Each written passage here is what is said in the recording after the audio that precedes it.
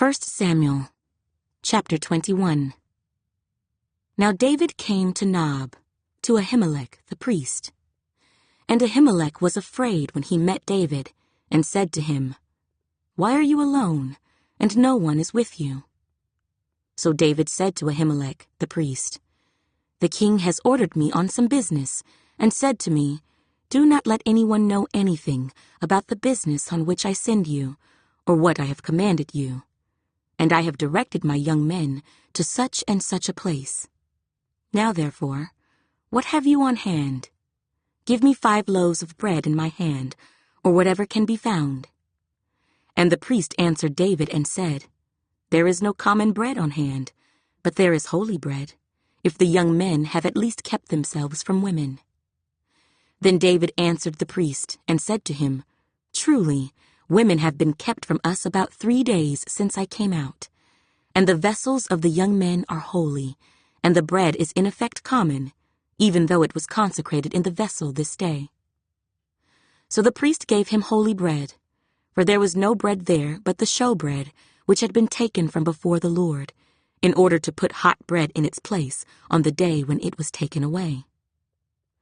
Now a certain man of the servants of Saul was there that day, detained before the Lord, and his name was Doeg, an Edomite, the chief of the herdsmen who belonged to Saul.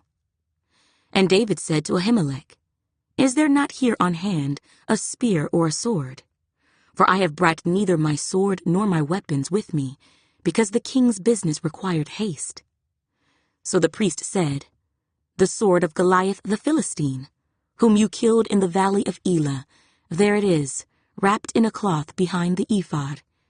If you will take that, take it, for there is no other except that one here."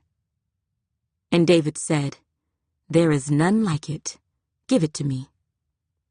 Then David arose and fled that day from before Saul, and went to Achish the king of Gath. And the servants of Achish said to him, "Is this not David the king of the land? Did they not sing of him to one another in dances, saying, 'Saul has slain his thousands, and David his 10,000s. Now David took these words to heart, and was very much afraid of Achish the king of Gath. So he changed his behavior before them, pretended madness in their hands, scratched on the doors of the gate, and let his saliva fall down on his beard.